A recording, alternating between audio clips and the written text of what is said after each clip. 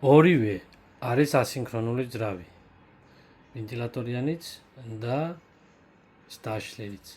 ეს არის სტატორი, ეს არის როტორი. ხოლო ეს შემკრელი корпуსი. თუმცა მათ შორის განსხვავება ის არის, რომ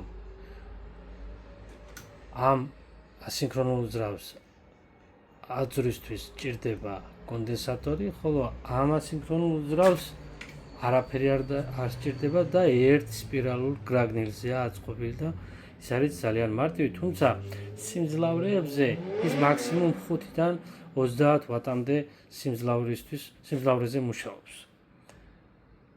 ახალგაზრდებს ეს გამოგადგება და დაგჭირდებათ სხვადასხვა სახის მოწყობილობების ასაწყობად.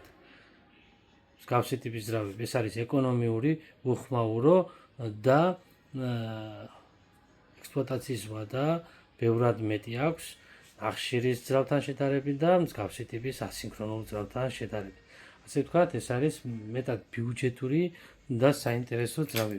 ნახოთ ის როგორ მუშაობს ახლა. ეს არის მისი მუშაობა.